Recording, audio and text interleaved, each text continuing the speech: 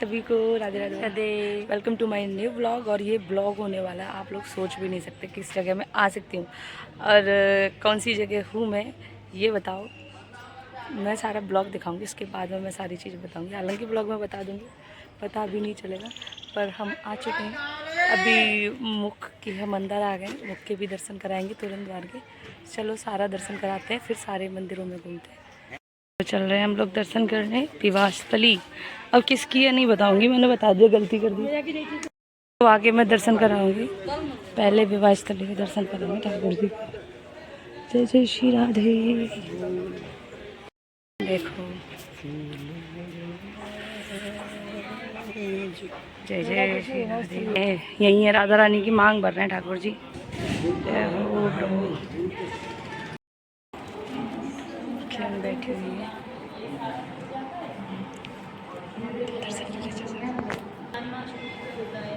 और जैसे फ्लोरा ध्वज उस दिन ठाकुर जी की शादी हुई थी, फ्लोरा ध्वज वाले दिन। उस दिन बहुत रस होता है, बारात निकलती है ठाकुर जी की, फिर होते हैं ठाकुर जी की। राधे राधे। हम राधा रानी के गांव से आए, जहाँ राधा रानी जन्म प्रकट हुआ है। अभी हम इनके बारे में जानकारी लेते हैं और फिर आपको दर्शन कराते हैं। क्योंकि सबसे पहली लीला है जब भगवान ने अवतार लिया और गाय चराने के लिए आए, तो सबसे पहले दिन यही आए थे भांडेर वन। जब भगवान गाय चराने के लिए आए तो कंस को मारने के लिए नए नए राक्षस भेजता था। कंस ने एक राक्षस भेजा था बक्सासुर, जो कंस का चचेरा भाई था। वो आया गाय के बछड़े के रूप में और जाकर भगवान की गायों को मिल गया। भगवान ने देखा ये तो कोई राक्षस है, तो भगवान ने उसका वध कर दिया। तो ग्वालवाल कहने लगे, कन्हैया तुमने गाय के बछड़े की हत्या कर दी, तू गौ हत्यारा हो गया, तुझे सभी तीर्थों का स्नान करना होगा। तो ठाकुर जी ने सभी तीर्थों को यहीं पर बुलाया।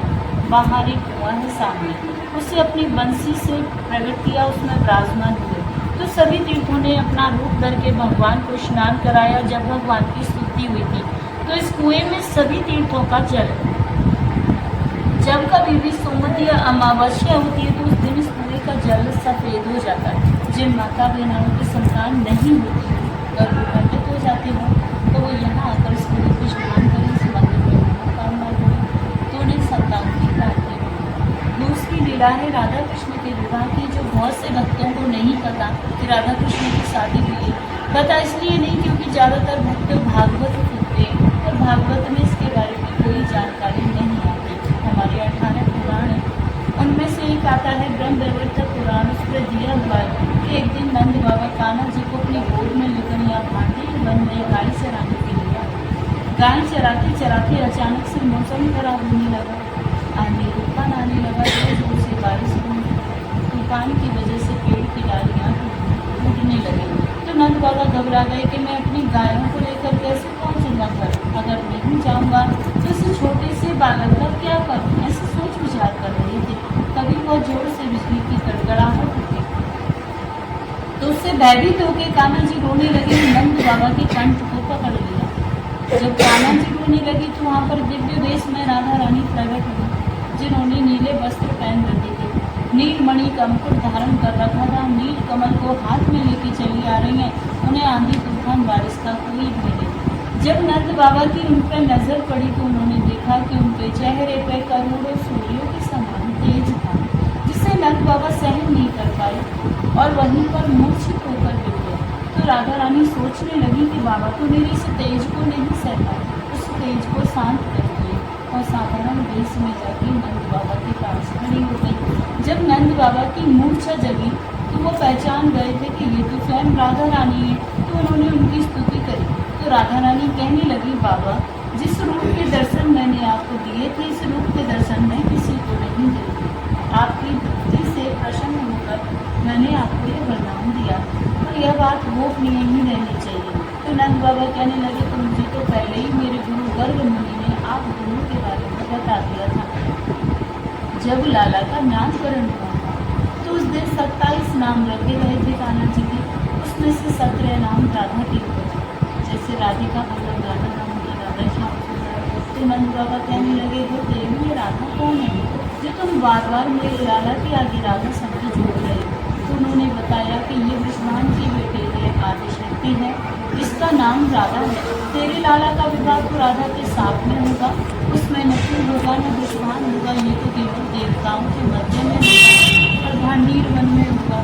तो नंद बाबा कहने लगे कि मुझे ये सब पहले ही मेरे गुरु गर्ग मुनि ने बता दिया था और मुझे यह भी पता है कि तुम यहाँ किस उद्देश्य से आई हो, क्योंकि आज वो दिन आ गया है और आपकी धरोहर मेरे पास है।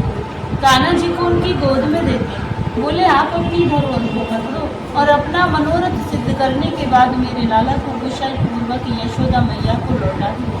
तो राधा रानी कान्हा जी को अपनी गोद में लेकर जब यहाँ इस स्थान पर प्रवेश करती है तो यहाँ आते ही कान्हा जी अपनी माया से किशोर अवस्था में हो जाती है। फिर उनकी माया से यहाँ पे एक सहस्त्रों खम्भों का मंडप प्रकट हुआ। सहस्त्रों माने हजारों खम्भों का। उसमें सभी खम्भे सोने के थे जो रतन मोतियों से सुशोभित हो रहे थे। बीच में एक सिंहासन था, वह भी सोने का था, जिस पर चढ़ने के लिए 7 सीढ़ियाँ थी। तो राधा कृष्ण दोनों से सिंहासन पर विराजमान हुए।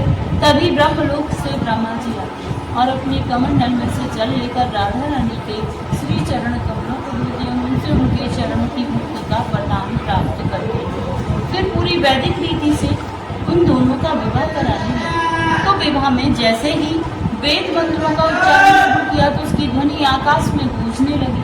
ध्वनि सुन के सभी देवी देवता और देखकर बड़े प्रसन्न हुए कि आज तो ठाकुर जी का विवाह हो रहा है, तो पुष्प वर्षा करने लगे उसके ऊपर।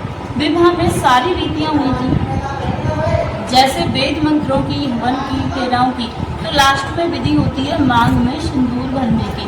जब तक सिंदूर नहीं भरा जाता शादी मान्य नहीं होती। तो आप यहाँ पे ध्यान से दर्शन करो। यहाँ पर ठाकुर जी राधा रानी की मांग में सिंदूर भरते हुए, हाथ देखो ठाकुर जी का राधा रानी के सिर के ऊपर है, ऐसे चुटकी बनी हुई है हाथ में इस तरीके से। ये पूरे विश्व का एक ही मंदिर है जो भगवान के से अद्भुत शादी के दर्शन यहाँ भांडीर वन में होते हैं। नहीं तो जहाँ भी दर्शन करोगे बंसी बजाते हुए करोगे। यहाँ पर ठाकुर जी के हाथ में बंसी नहीं है, सिंदूर है, मांग भरती।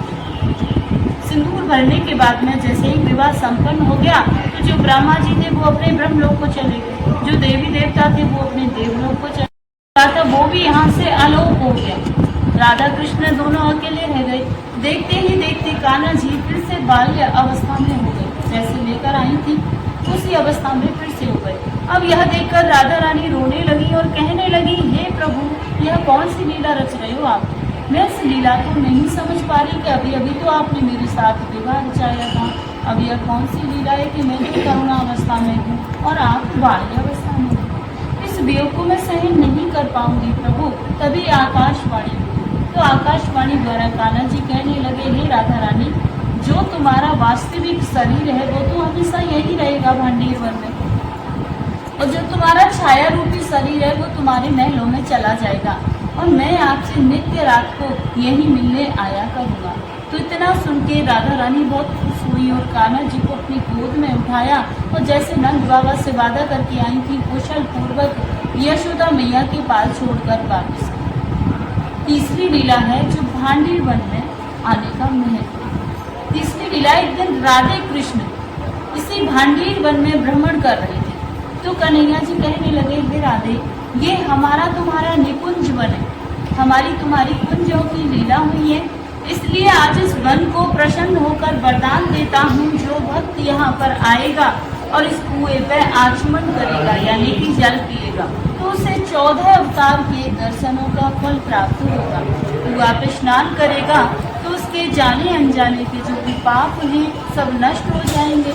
मंदिर में बैठकर कोई मनोकामना बोलेगा तो उसकी मनोकामनाओं को पूरी करूँगा। या फिर कोई भक्त यहाँ पर एक रात्रि निवास करेगा भांडीर वन में, कुएं पे स्नान करेगा, फिर मांग बिहारी के दर्शन करेगा तो उसे गौलोक की प्राप्ति होगी। यहाँ बैठकर कोई चीज ग्रहण करेगा यानी कि खाएगा तो उसे इंद्रलोक की प्राप्ति होगी। या यहाँ पर कोई गौदान करेगा तो उसकी 73 पीढ़ियों का उद्धार होगा। इतना सुनने के बाद राधा रानी घबरा गई और बोली, हे प्रभु, आपने तो इतने वरदान दे दिए, इतना होने पर तो यहाँ भक्तों की इतनी भीड़ हो जाएगी कि 24 घंटे भक्त रहेंगे, हमारे तुम्हारे मिलने में बाधा पड़ जाएगी। तो ठाकुर जी बोले, हे राधे गोपनीय, ये मेरा गुप्त स्थान है, यहाँ पर हर कोई नहीं आ सकता।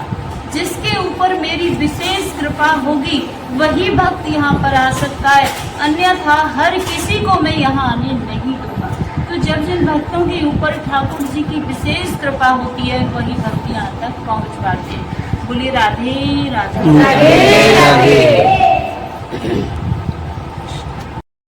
सुंदर सुंदर लीलाएं सुनी। इस ब्लॉग को मैं यहीं समाप्त करूंगी और आगे की ब्लॉग की लीलाएं जितनी भी हैं सुंदर या मंदिर उनकी वो दर्शन कराऊंगी और मैं भी खुद सुनाऊंगी कुछ छोटा सी चीज़ें।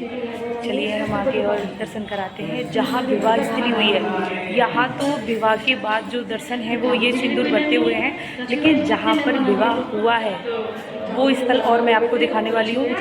इसलिए इस ब्लॉग को यहीं समाप्त करती हूँ। आगे का ब्लॉग आगे तैयार होने वाला है, पार्ट 2 में आने वाला है। आइए।